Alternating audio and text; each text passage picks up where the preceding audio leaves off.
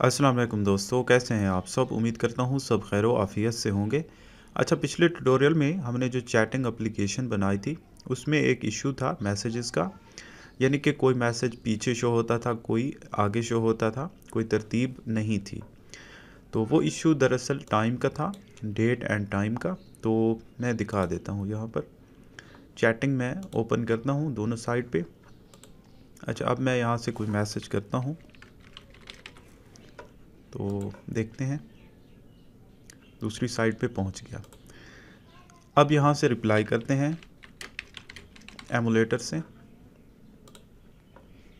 तो अब देखें यही इशू यहाँ पर एमुलेटर साइड पे देखें। तो मैंने हाउ आर यू जब मैसेज किया है तो इसे हेलो के बाद नीचे शो होना चाहिए था, ये ऊपर शो हो गया है। इस तरफ भी देखें अगर फिज़िकल डिवाइस के ऊपर, यहाँ पर भी ये ऊपर हो गया। तो ये क्या मसला है?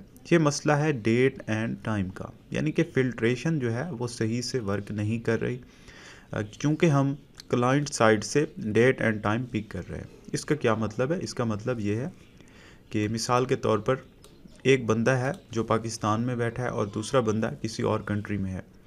तो अगर हम उनके मोबाइल से टाइम को पिक करेंगे तो ज़ाहिर सी बात है टाइम का डिफरेंस होगा, वहाँ और टाइम है, यहाँ और है। तो इस वजह से मैसेजेस जो हैं वो बेतरतीबे शो होंगे, या थोड़ा सा टाइम हम अगर यहीं पर भी हम मोबाइल का डेट टाइम आगे पीछे कर लें तो फिल्ट्रेशन में हमारे पास इशू बनेगा, मैसेजेस आगे पीछे शो होंगे। तो इसका सोल्यूशन क्या है? इसका सोल्यूशन आज हम देखने वाले हैं। तो इसके लिए हम ऐसे करेंगे कि मोबाइल से डेट एंड टाइम को पिक नहीं करेंगे, बल्कि हम सर्वर से करेंगे, यानी फायरबेस से करेंगे। तब ये मसला हल हो जाएगा। तो अब देखते हैं, यहाँ पर आते हैं चैट में, चैट स्क्रीन में। यहाँ से हम मैसेजेस को सेंड करते हैं। तो यहाँ पर हमने डेट टाइम नाउ इस तरह करके हमने डेट एंड टाइम को लिया था। अब हम ऐसे नहीं करेंगे, अब हम यहाँ पर सर्वर का डेट एंड टाइम लेंगे। तो वो कैसे लेते हैं? फायरबेस में यहाँ पर एक होता है field value dot server time stamps, ठीक है, इस तरह करके लेते हैं। तो इसमें मसला ये है, तो अब देखें यहाँ पर एक एरर शो हो रहा है क्योंकि हमने मैसेज मॉडल में क्रिएटेड ऐड रखा था, ठीक है। तो हम क्रिएटेड ऐड को चूँकि हम कहीं यूज़ भी नहीं कर रहे तो इसको बेशक आप हटा दें, ठीक है। यहाँ से भी हटा दें क्रिएटेड ऐड को, और इसको यहाँ पर भी हटा दें। तो इससे घबराना नहीं है, मैं अभी बताता हूँ। हम जस्ट इसको रखेंगे टू मैप में, यानी कि जब हम टू मैप करते हैं, यहाँ पर देखें मैसेज जब सेंड कर रहे हैं हम कलेक्शन के अंदर टू मैप कर रहे हैं, तो वहाँ पर क्रिएटेड ऐड में हम लगा देंगे field value dot server time stamps, ठीक है। जस्ट इतना कर लें और यहाँ पर हमें कोई वेरिएबल बनाने की ज़रूरत नहीं है फ़िलहाल।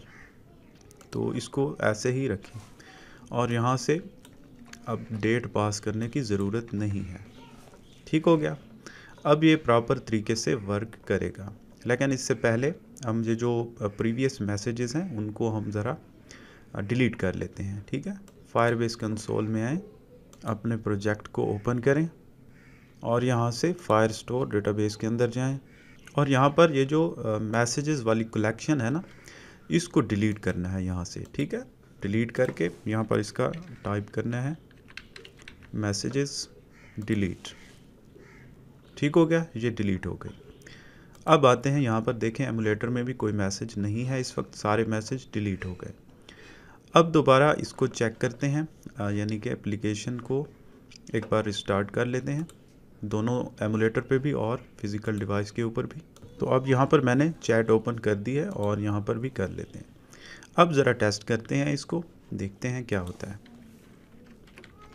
यहाँ से मैंने सेंड किया हेलो, सेंड हो गया। अब यहाँ से इसको रिप्लाई करते हैं हाउ आर यू। देखें अब तरतीब के साथ मैसेज जा रहे हैं, ठीक है। तो यहाँ से आप जितने भी मैसेज करें आप बिल्कुल तरतीब से जाएंगे, क्योंकि अब टाइम स्टैम्प जो है, चूँकि अब हम टाइम जो है सर्वर से ले रहे हैं, ठीक है, इस वजह से आप कोई इस तरह का इशू नहीं आएगा। आप जितने मैसेज बेशक सेंड करते रहें, ये तरतीब के साथ जाएंगे, कोई ऐसा वैसा इशू इसमें नहीं आएगा। ठीक है, यहाँ आप देख सकते हैं जिस तरफ आप सेंड करें तरतीब के साथ जाएंगे तमाम चैट्स के अंदर। तो ये एक चीज़ थी, ये एक इशू था, काफ़ी इम्पॉर्टेंट इशू था जिसको सॉल्व करना ज़रूरी था। तो अच्छा, एक और चीज़ इसमें करते हैं, जब हम मैसेजेस को फैच करते हैं उसमें एक चीज़ है वो देख लेते हैं। ये जो मैसेजेस यहाँ पर हम फैच करवाते हैं और उन्हें अपने मॉडल में कन्वर्ट कर रहे होते हैं, तो इसमें ओपन करें फ्रॉम मैप।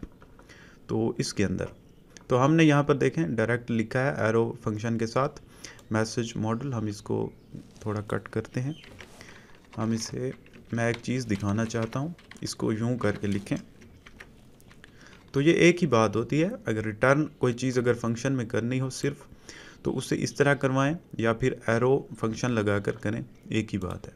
तो मैंने इसे इस तरह क्यों लिखा है, क्योंकि मैं एक चीज़ दिखाना चाहता हूँ। मैं यहाँ पर प्रिंट करके दिखाना चाहता हूँ वो जो क्रिएटेड ऐड है जो हमने सर्वर के थ्रू क्रिएट किया है। ठीक है, उसको मैं यहाँ पर शो करवाना चाहता हूँ, मैप क्रिएटेड ऐड। ठीक है, तो मैं ये देखना चाहता हूँ कि ये क्या चीज़ है। तो अब यहाँ पर देखें, तो देखें क्रिएटेड ऐड, ये टाइम स्टैम्प हमें मिल रहा है। ठीक है, सर्वर में, तो सर्वर में भी इसको देख लें। यहाँ पर डेटाबेस में इसको मैं रिफ़्रेश कर लूँ तो यहाँ पर देखें मैंने कोई भी मैसेज ओपन किया तो उसमें क्रिएटेड ऐड देखें। ठीक है, एक ख़ास तरीके का टाइम स्टैम्प है जो कि फायरबेस ने ख़ुद इसको यहाँ पर हैंडल किया है। तो इसे अगर यूज़ करना हो एप्लीकेशन के अंदर तो कैसे करें, तो यहाँ से देखें टाइम स्टैम्प। यहाँ पर मैं नीचे इसकी टाइप ज़रा देखना चाहता हूँ कि इसकी टाइप क्या है। तो मैं यहाँ पर लिखूँगा रन टाइम टाइप। तो यहाँ पर मैं लिख लेता हूँ टाइप। तो आप देखते हैं, तो यहाँ पर देखें टाइप इसकी है टाइम स्टैम्प। ठीक है, टाइप इसकी क्या है, टाइम स्टैम्प। तो यानी कि हम टाइम स्टैम्प की मदद से इसे ले सकते हैं। मैं यहाँ पर अगर ऐसे करूँ टाइम स्टैम्प और यहाँ पर मैं लूँ टाइम स्टैम्प और मैप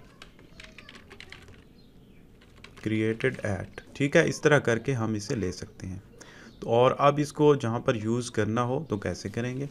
टाइम स्टैम्प जो है हमें मिल चुका है यहाँ पर। तो मैं ये बताना चाहता हूँ आपको कि अगर इसको एप्लीकेशन के अंदर कहीं पर यूज़ करना हो तो तब क्या करें।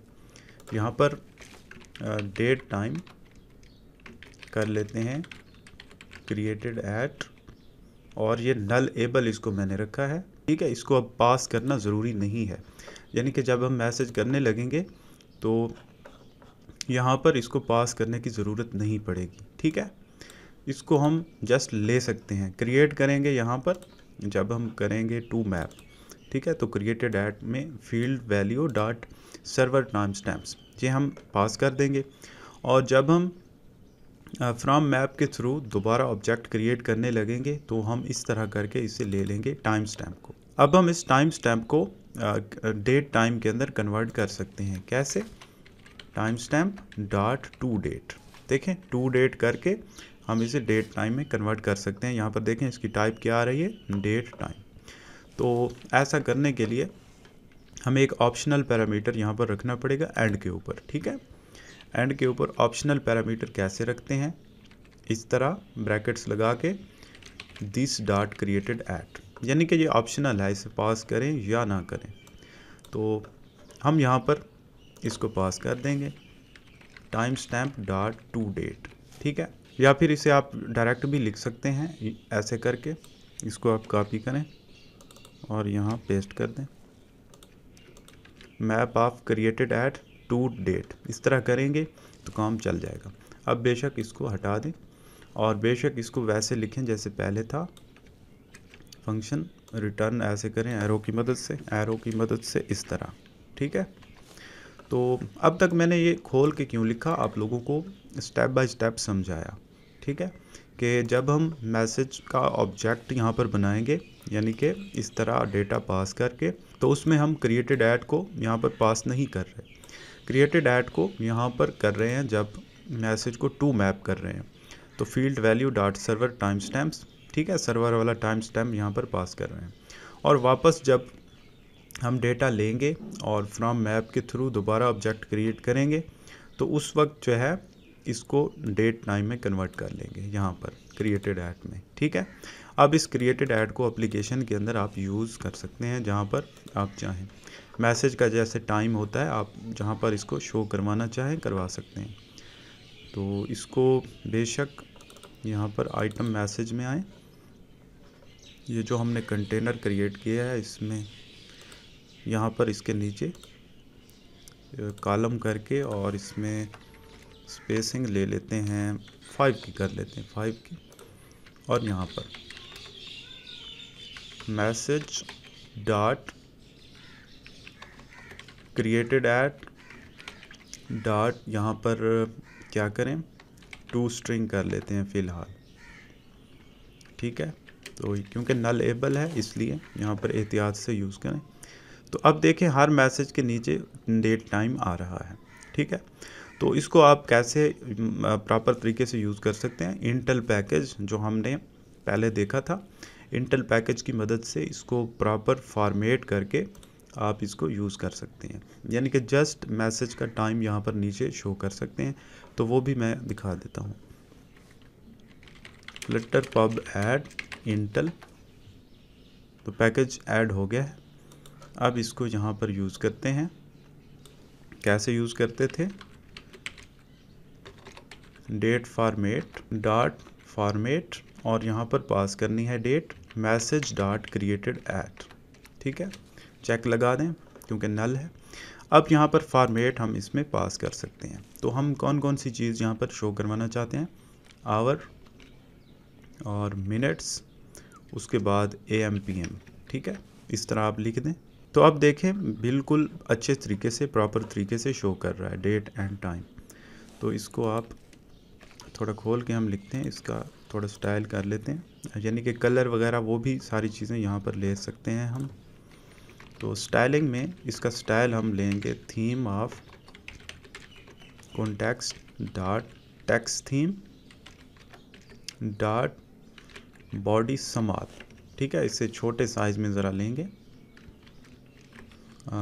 कॉपी विद, यहाँ कलर के ऊपर सेम यही कंडीशन लगाएंगे जो हमने पहले यूज़ की थी यहाँ पर। आप देखते हैं तो अब बिल्कुल प्रॉपर तरीके से ये वर्क कर रहा है। अब इसमें एक थोड़ा सा काम ये कर लेते हैं कि ये जो नीचे टाइम है ना, इसको थोड़ा अलाइन कर लेते हैं, cross axis alignment dot start. तो अब ठीक है। तो अब जो भी मैसेजेस हैं उनमें नीचे आपको टाइम नज़र आएगा। तो यहाँ तक ठीक है। उम्मीद करता हूँ आप लोगों को समझ आ गई होगी कि ये वाला मसला कैसे हल करना है। तो हमेशा ध्यान में रहे कि डेट और टाइम ऐसी सूरत में डिवाइसेस के अंदर से पिक ना करें बल्कि सर्वर वाला यूज़ करें, क्योंकि सर्वर तो एक ही होता है, सर्वर भी एक कंप्यूटर ही होता है जिसके ऊपर, जैसे हमारा कंप्यूटर है इसके ऊपर डेट टाइम है, सर्वर के ऊपर भी इसी तरह डेट टाइम होता है और वो उसी के हिसाब से तमाम जितने भी डिवाइसेस हैं, यानी जितने मोबाइल फ़ोन हैं, उन तमाम को एक ही डेट टाइम देगा। तो इस तरीके से आप लोग ये वाला एरर फिक्स कर सकते हैं। उम्मीद करता हूँ आप लोगों को आज का लेक्चर अच्छा लगा होगा। कोई भी क्वेश्चन है तो आप मुझसे पूछ सकते हैं। तो आज के लिए इतना ही, मिलते हैं नेक्स्ट ट्यूटोरियल में। ओके, अल्लाह हाफ़िज़।